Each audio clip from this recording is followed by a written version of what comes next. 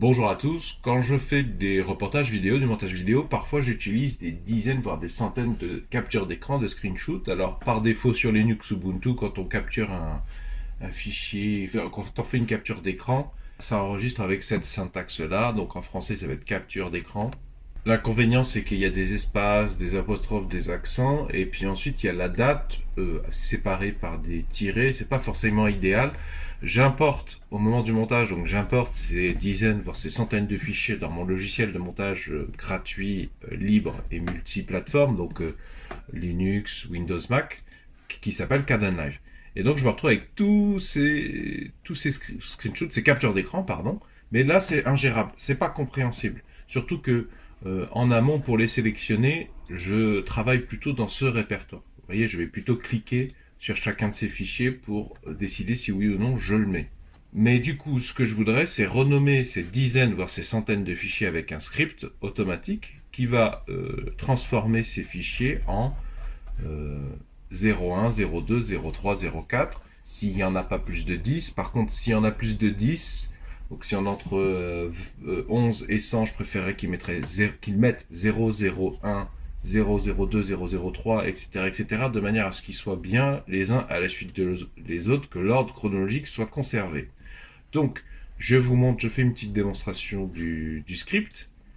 Donc, au niveau de l'organisation, le script, il est ici, il s'appelle renommage. Donc, la seule contrainte, c'est de mettre vos captures d'écran dans l'ordre chronologique parce qu'elles sont horodatées dans un dossier qui s'appelle originaux, et moi, je mets le script juste à côté. Donc, j'ouvre un terminal, CTRL-ALT, mais moi, j'avais déjà mon terminal d'ouvert. Et donc, je fais bash renommage. Donc, ça a créé un dossier qui s'appelle renommé, et dans lequel, vous voyez, j'ai bien 01, 02, etc. jusqu'à 89. Parce que on n'a pas dépassé les 100 fichiers. On n'a pas dépassé les 99 fichiers, donc deux caractères suffisent. Alors je vous montre le script. Je vous le mettrai dans la description sous la vidéo. Malheureusement, il contient des chevrons, donc je ne pourrais pas le mettre directement dans la description sous la vidéo YouTube, parce que YouTube ne le permet pas. Je vous mettrai dans un fichier sur mon Google Drive, je pense. Donc, je vous l'explique grossièrement. Il faut regarder que ça. Ce qui est en bleu, ça n'a aucune importance, sinon la première ligne, qui est une obligation syntaxique quand on fait des scripts sur Linux, en langage bash plutôt. Cette première commande, ça veut dire tu crées la variable cpt et tu lui donnes la valeur 0. Ensuite, mkdir renommer, tu crées le dossier renommé qui n'existait pas avant. Ensuite, trash-put renommé étoile PNG. Ça veut dire, ça c'est dans le cas où il y aurait déjà un dossier renommé, par exemple, avec des fichiers renommés, mais sur un script imparfait, des erreurs. Donc, en fait, ça va reprendre depuis le début. Cette commande, elle va supprimer toutes les tentatives qui sont dans ce dossier. Tout ce qui est PNG, elle va le supprimer, mais dans renommé, pas dans originaux. Et c'est la commande trash-put. Je vous conseille d'utiliser la fonction trash-put plutôt que rm, parce que tôt ou tard, avec rm, vous risquez de faire une erreur, de supprimer quelque chose que vous ne vouliez pas supprimer. Le problème de la fonction rm, c'est qu'elle est quasiment instantanée, et pour récupérer des fichiers supprimés par rm, c'est une galère. Tandis qu'avec trash-put, elle va dans la corbeille. Ensuite, cette commande veut dire que dans nombre total, tu vas stocker le nombre de fichiers, donc ls, lister tous les fichiers qui se terminent par png dans le dossier original. Donc cette commande là, cette commande, elle compte le nombre de fichiers png qui sont dans le dossier originaux. Il faut bien mettre jusqu'à vc-l, et elle donne que il ressort de cette commande que le nombre de captures d'écran. Et ça veut dire tu le stockes, ce nombre, dans nombre total, dans la variable nombre total. Et ensuite, j'ai demandé à afficher, echo, ça veut dire affiche. Le nombre total du fichier est 2, et là, la variable nombre total qui a donné, on va remonter, le nombre total du fichier est de 89. Voilà. Ensuite, echo départ. Donc ça, c'est pour me signaler qu'il a passé cette étape. Il rentre bien dans la phase de renommage, echo départ, donc on l'a vu ici, très bien. Alors là, for capture in original étoile PNG. Donc c'est une boucle for qui commence ici et qui finit ici, à done. Donc ça veut dire pour tous les fichiers, en fait, tu fais une boucle dont le nombre d'itérations, le nombre de boucles, c'est le nombre total de fichiers PNG qui sont originaux. J'aurais pu utiliser nombre total aussi, hein, d'ailleurs. Hein. Ici, j'aurais pu mettre nombre total. On va utiliser nombre total, parce que c'est à peu près la même chose. Ensuite, donc, pour chaque capture d'écran, do, voilà les instructions, toutes les instructions qu'il va faire, qui sont entre do, ici, et done. Donc d'abord, cpt égale cpt plus 1. Donc ça veut dire qu'il rajoute la valeur 1 à cpt. Cpt, c'est l'acronyme de compteur. C'est pour avoir un compteur. Donc echo fichier capture. Donc là, tu m'affiches le nom du fichier. Donc vous voyez, echo fichier, donc fichier, le premier on le retrouve là, et capture, bah, c'est originaux suivi du nom. Originaux suivi du nom de la capture d'écran qu'il est en train de traiter. Vous voyez. Et vous voyez qu'elles sont dans l'ordre chronologique, puisqu'elles, grâce à cette syntaxe. La date et l'heure ensuite. Ensuite, nouveau nom égale CPT. Donc là, je stocke dans la variable CPT le compteur. Donc au premier fichier, ça vaudra 1, au deuxième fichier traité, ça vaudra 2, deuxième fichier traité, ça vaudra 3, etc., etc.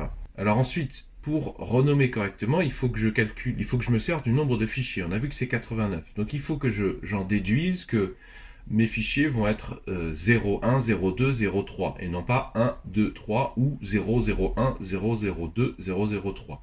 Si là il avait trouvé 244, donc là effectivement il faudrait que je renomme en 001, 002. Donc il y a une notion de 0 à coller en préfixe avant.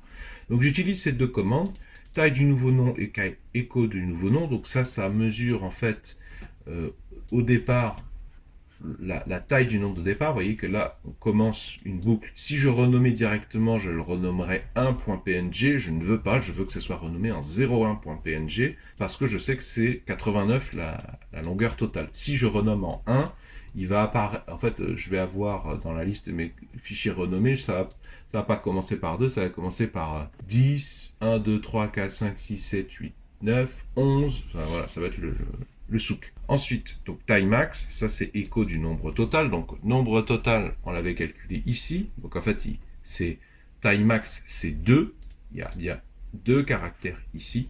Ensuite, donc je lance une commande affiche-moi taille du nom de départ suivi de taille du nom. Donc voilà, on voit à chaque fois que là, jusqu'à 10, jusqu'à 9, pardon, inclus, il n'y a que un caractère, taille du nom. Et là, ensuite, on passe à 2 caractères parce que CPT est arrivé à 10. Mais tant que CPT est en dessous de 10, il n'y a qu'un seul caractère. Et ensuite, on rentre dans une deuxième phase de 2 caractères jusqu'à 89. Mais s'il y en avait 5540, il y aurait la phase 3, la phase 4, la phase 5. Et à chaque fois, il faut que le script rajoute un nombre de zéros différent. Donc, j'utilise une boucle while pour rajouter des zéros. C'est ça que fait cette commande. Je dis que tant que tu vois que la taille du nom, là, qui dépend elle-même du compteur, tant que cette taille du nom elle est inférieure à la taille de max, tu rajoutes un 0. Tu prends le nouveau nom et tu lui mets un 0. Et donc ensuite je réattribue, il faut que je renouvelle la commande qui est déjà présente ici. En fait c'est la même commande. Je dis cette fois-ci reprends en compte que j'ai rajouté un nouveau nom, un chiffre 0. Donc il recalcule la taille du nouveau nom. Et cette fois-ci, il y a un 0 en plus. Et donc la boucle while continue. Et donc il reteste la boucle, il y a une nouvelle boucle. Est-ce que la taille du nom est inférieure à la taille du max? Non. À partir du premier 0, là que je rajoute, et ben juste pour 10, 11, 12, 13, 14, 15, 16, 17, etc. jusqu'à 99, c'est bon. Donc il passe à la suite de l'instruction, écho nouveau nom. Donc le nouveau nom c'est ça, 07, 08, 09. Et ensuite, cp-r, capture, renommée, voilà. Donc ça c'est une commande qui proprement dit que c'est assez central, ça veut dire tu copies le fichier original, auquel on est en train de s'intéresser grâce à qu'on a ciblé grâce à capture, hein. Enfin par exemple celui-ci, tu le copies dans renommer, et cette fois-ci, tu le renommes, ça va toujours être un fichier PNG, mais tu prends en compte nouveau nom. Ça va être nouveau nom.png. Nouveau nom, donc c'est 09 par exemple, ou 08, ou 10. Et donc c'est bien ce qu'on observe ici. Et l'avantage, pourquoi donc j'ai fait tout ça? Eh bien parce que ça va être beaucoup plus facile à gérer que ça. J'ai supprimé ici. Je vais pouvoir réimporter mes photos. j'importe cette fois-ci les renommées. D'ailleurs, même ici, même dans cet écran, vous voyez que c'est quand même beaucoup plus lisible d'avoir que 2 caractères. Hop. Et ça, l'ordre chronologique a été conservé.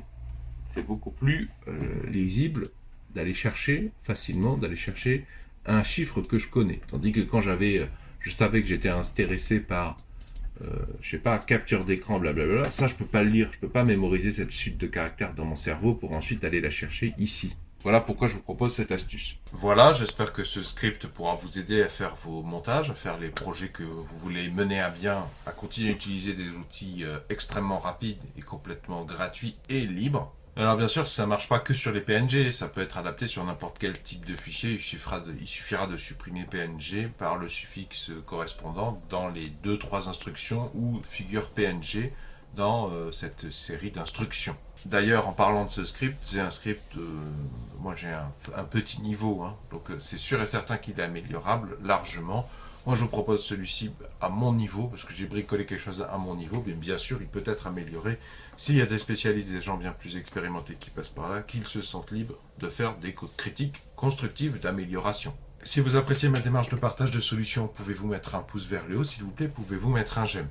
Si vous aimez vous débrouiller un maximum par vous-même, notamment grâce aux fantastiques outils rapides et gratuits, voire libres en informatique, je vous invite à vous abonner à la présente chaîne YouTube. Vont s'afficher à l'écran un rond et un rectangle. Le rond, vous cliquez dessus, ça vous abonne gratuitement à la présente chaîne YouTube. Et le rectangle, ça vous emmènera vers tous mes épisodes précédents sur le logiciel de montage gratuit et libre Kdenlive, et vous y trouverez d'autres scripts aussi pour essayer d'accélérer le processus de production de vidéos.